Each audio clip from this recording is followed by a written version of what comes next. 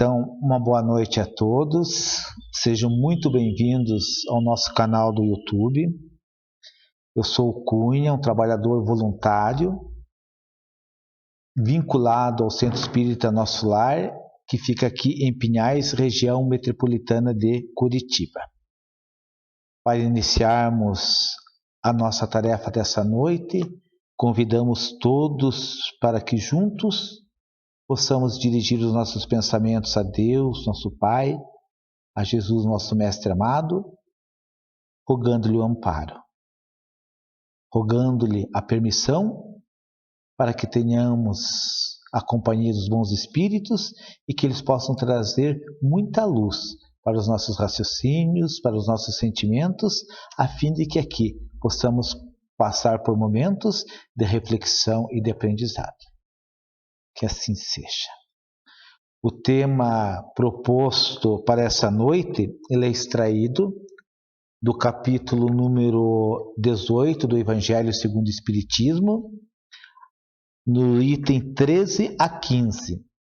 Esse item ele é intitulado assim: Dar-se-á aquele que tem.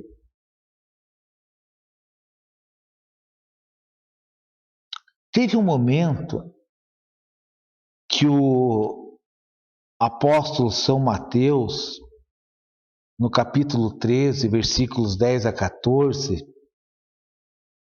ele vai deixar ali registrado um momento assim muito especial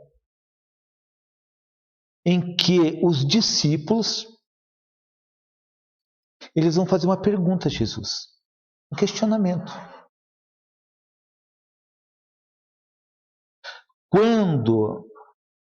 Porque o que acontece ali? Eles estavam acostumados a conversar com Jesus, tem os momentos íntimos, principalmente na casa de Pedro.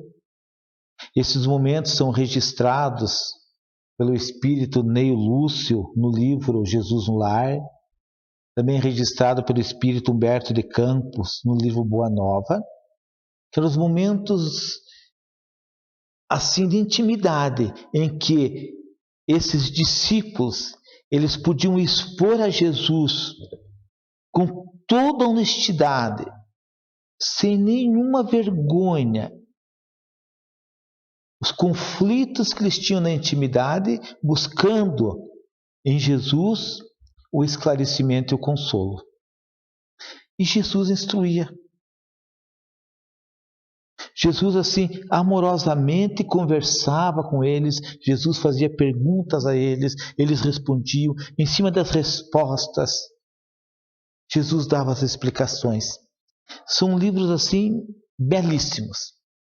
Mas quando Jesus conversava com a multidão, com o povo,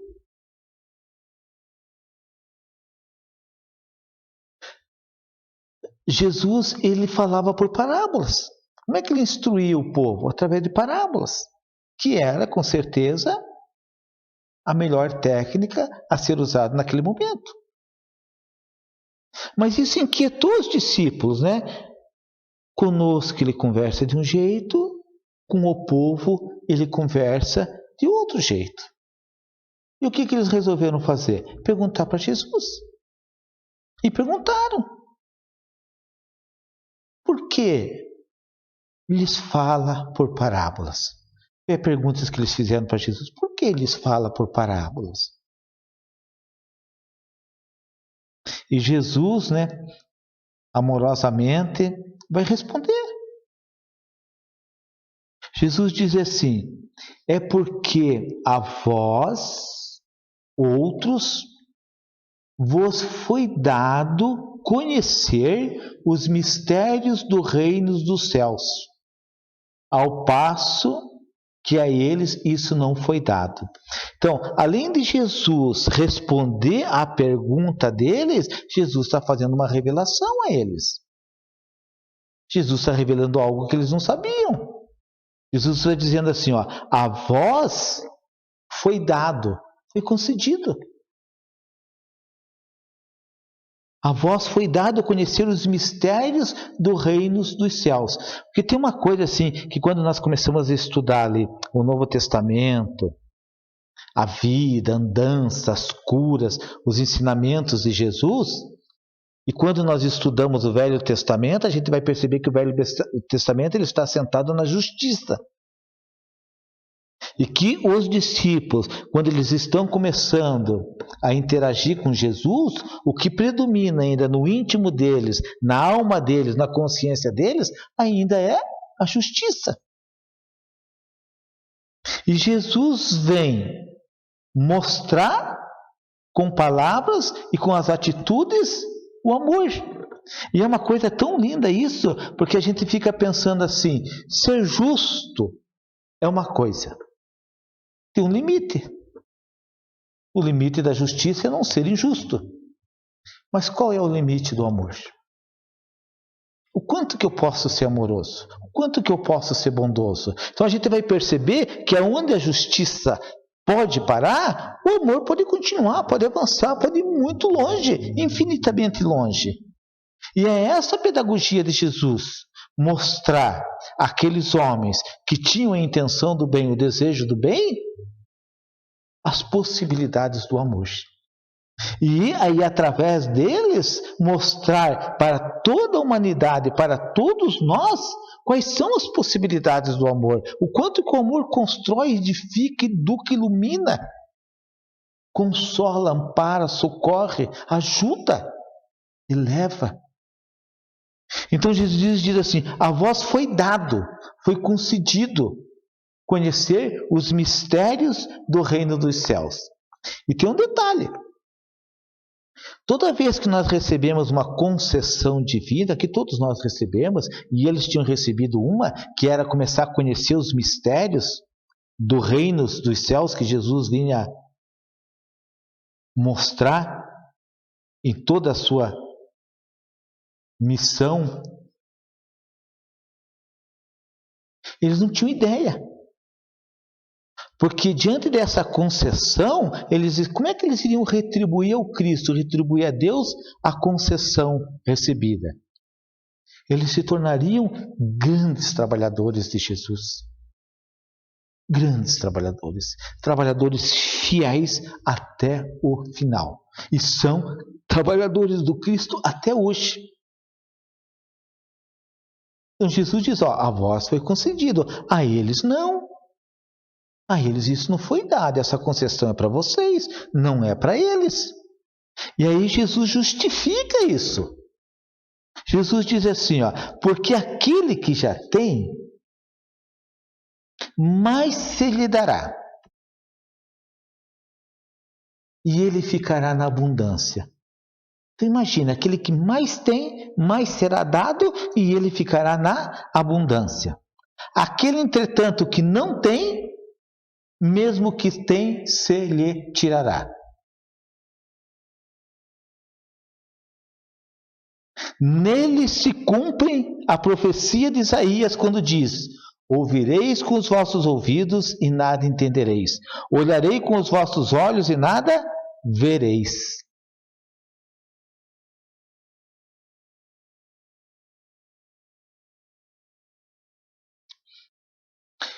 Então, olha só.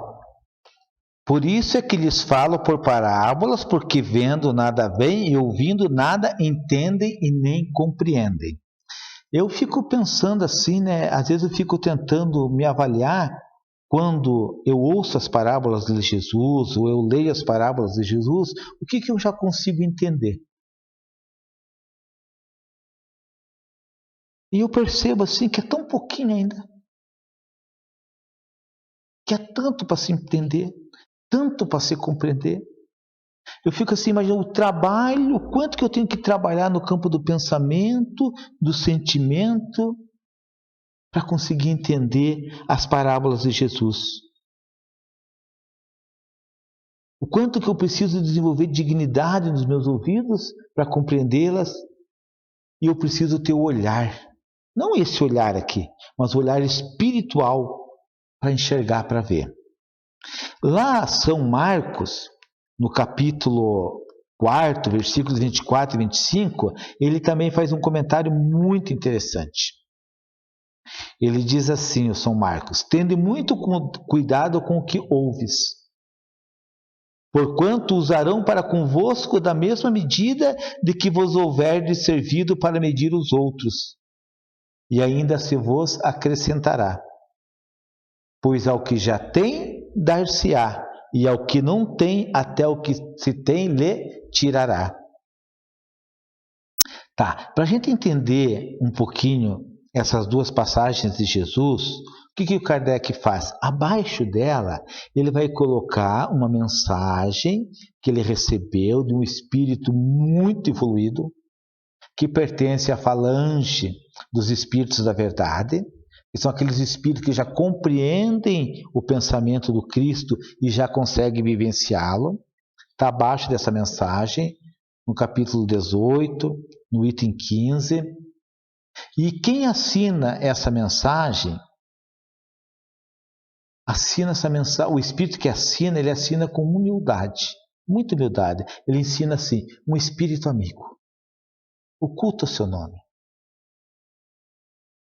dá a sua colaboração, a sua contribuição no anonimato. Depois a gente veio a saber que esse espírito amigo é a Joana de Ângeles, a mentora espiritual do Divaldo Pereira Franco, trabalhadora incansável no invisível, no mundo espiritual, para o bem de toda a humanidade. E ela vai dar uma luz para a gente aqui e tentar entender um pouquinho. E ela diz assim, ó: dar-se ao que já tem e tira-se ao que não tem. Ao que tem você dá e ao que não tem você tira. É as palavras de Jesus: quem tem, ganha. Quem não tem, perde o que tem. E ela diz assim: meditai esses grandes ensinamentos. Então, esse talvez seja nossa primeira manifestação de humildade diante dos ensinamentos de Jesus. Meditar entendendo que são grandes ensinamentos. Porque às vezes a gente passa, não entendi, e segue em frente, e depois volta e não entendi, e quando a gente precisaria refletir com respeito, com a maior profundidade que nos é possível, entendendo que ali estão grandes ensinamentos. Pode parecer um paradoxo. O que tem ganha, o que não tem perde. E aí ela vai dizer assim, ó: aquele que recebeu é o que possui o sentido da palavra divina. E aí eu fiquei pensando assim, é aquele que possui o sentido da palavra divina? Então ela está dizendo que quando a palavra divina começa a fazer sentido para nós, ou quando nós começamos a sentir em nosso íntimo os ensinamentos de Deus, nós começamos a ganhar. Interessante isso, né? Quando os ensinamentos de Jesus começam a fazer sentido das nossas vidas, quando no nosso mundo íntimo nós começamos a sentir os ensinamentos de Jesus, nós começamos a ganhar. E até onde vai esse ganho? Segundo Jesus, até a abundância. É muito lindo. Recebe todo aquele que se esforça para ser digno.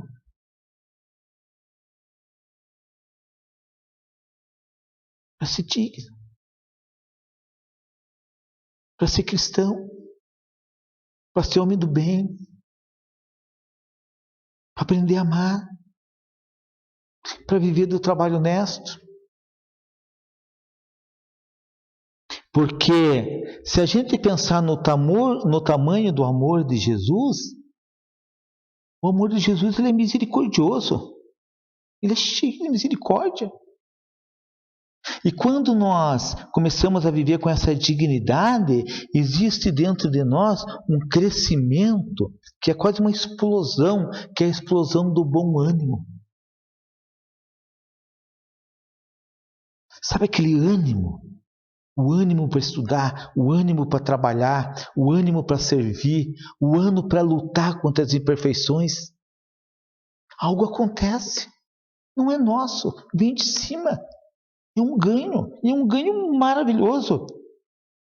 E quando nós vamos nos inserindo nessa energia superior que nos traz esse ânimo, nós funcionamos como um imã. É magnetismo puro. E se dentro de nós começamos a aspirar à vontade do bem, a assistência espiritual é a dos bons espíritos. Então imagine assim, não caminhar sozinho, mas caminhar com uma família espiritual comprometida com o Cristo e com seus ensinamentos, nos intuindo, nos amparando, nos socorrendo em todas as dificuldades da vida. São aqueles bons pensamentos, são aquela força interior, aquela coragem diante das dificuldades, a força para os enfrentamentos da vida. Nos afastamos do desânimo, vamos nos afastando da preguiça, vamos nos afastando de sentimentos inferiores, como ciúmes, inveja. Vamos combatendo o egoísmo, vamos diminuindo o orgulho.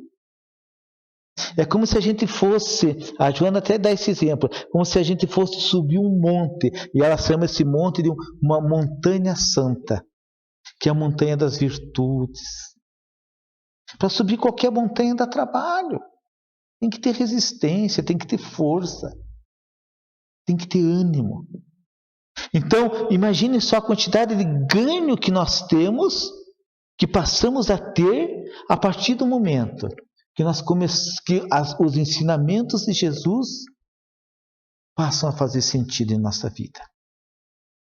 Porque uma coisa é importante a gente dizer: os ensinamentos do Cristo, eles são revolucionários para o mundo íntimo, não para o mundo exterior. Ele veio para mudar, para travar uma batalha dentro de cada um. Então é aquele esforço nosso de vencer a animalidade, de vencer a materialidade, de desenvolver a espiritualidade, de uma busca incansável, longa, ilimitada.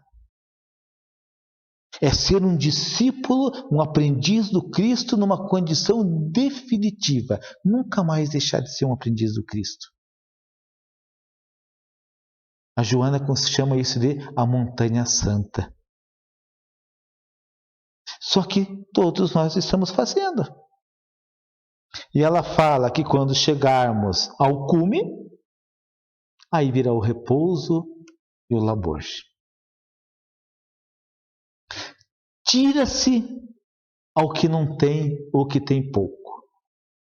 E aqui tem assim um raciocínio interessante aqui. Nós aprendemos através dos ensinos dos Espíritos que Deus está no infinito de todas as perfeições. Qual o tamanho da bondade de Deus? Infinito. O que isso quer dizer? Que não existe um momento, um segundo, que Deus deixe de ser bom. Que o amor de Deus está no infinito. Não existe um momento em que Deus deixe de ser amoroso. Então Deus é bom, Deus é amoroso o tempo todo. Então Ele não tira nada de ninguém. Não tira nada. Deus é um Pai de oportunidades. A gente falha, o que Deus faz? Outra oportunidade. A gente erra, o que Deus faz? Nova oportunidade. São concessões. Nós sempre temos concessões para acertar, para caminhar o bem. Então por que nos é tirado? Não é tirado, é perdido. nós perdemos. O homem preguiçoso perde o emprego. Não é tirado, ele que perde. Quando nós cometemos excessos, ninguém tira, Deus não tira a nossa saúde. Nós é que perdemos a saúde devido aos excessos, aos desequilíbrios. Hoje é comum até as pessoas dizerem, né? O coronavírus é a vontade de Deus. Poxa, como que pode ser a vontade de Deus que as pessoas sofram? Que as pessoas chorem? A vontade de Deus é que todos sejam felizes, que todos vivam na abundância. É o homem que, no mau uso do seu livre-arbítrio, recolhe os frutos que plantou. A dor, o sofrimento, a tristeza, elas têm um caráter purificador. O homem desonesto perde a liberdade. Em algum momento vai perder a liberdade. Então Deus não retira de ninguém. Mas a gente perde. Desperdiçamos encarnações. Repetimos às vezes encarnações do mesmo erro. Então é importante a gente saber isso. Deus dá o tempo todo.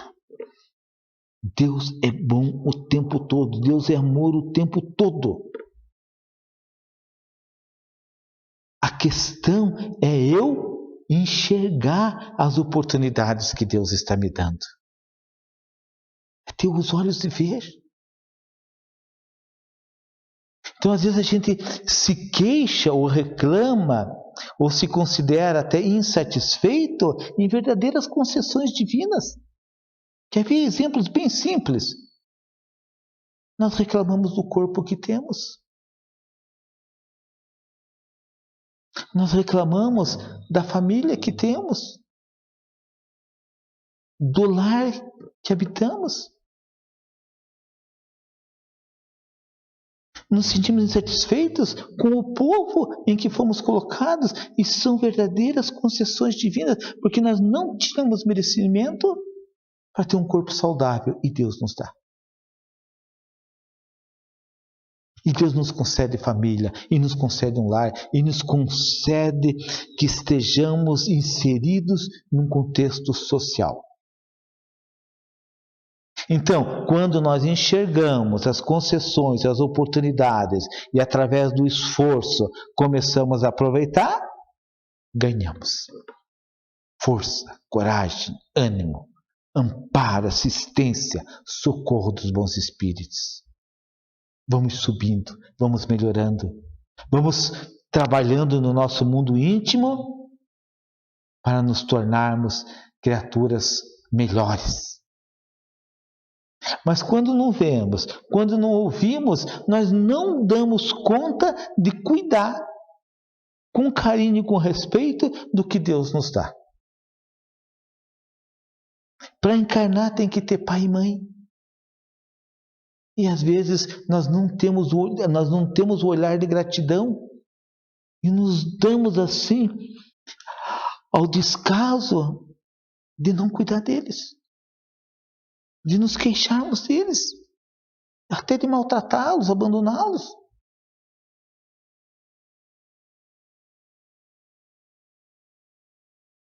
Por isso que a espiritualidade, ela sempre, em toda e qualquer leitura que nós fizermos, eles sempre vão estar nos convocando ao trabalho. Pode ser até para o ganho material, não tem problema. Hoje a nossa motivação para trabalhar é o ganho. Mas à medida que nós formos amadurecendo espiritualmente, a nossa motivação para o trabalho será o amor. É o bem que é feito daquilo que fazemos. Caminhamos para isso. Então, à medida de tudo que nós vamos conseguir de concessões, de ganhos, está diretamente ligado ao bom uso e ao bom trabalho que fazemos dessas concessões. E mesmo fazendo mal, mesmo fazendo errado, Deus continua nos dando oportunidades. Deus continua nos dando concessões, oportunidades de enxergar espiritualmente, de ouvir espiritualmente, de perceber a beleza das coisas, de perceber a grandeza dos ensinos do Cristo e o quanto que o nosso futuro é maravilhoso quando pararmos de oferecer resistência ao chamamento do bem, ao chamamento da caridade, ao chamamento da fraternidade e da solidariedade. À medida que a gente vai enxergando a beleza da fraternidade, a beleza da solidariedade, o quanto é bom caminhar com compreensão, o quanto é bom caminhar com entendimento, o quanto que é bom ser bom. Por isso que a Joana de Ângeles, um espírito amigo aqui, ela nos diz: meditai sobre esses grandes ensinamentos. Que cada um de nós possamos ir percebendo que as lições de Jesus são grandes ensinamentos. Que a gente consiga, na nossa rotina diária, encontrar tempo para meditar, para refletir sobre esses grandes ensinamentos. Que a gente consiga ter consciência que nós somos espíritos imortais. E que se Jesus nos oferece o Espiritismo, enxergar que o Espiritismo para nós é remédio. Porque ainda somos almas doentes, almas necessitadas. Mas que nos é concedido a oportunidade de entender, de compreender.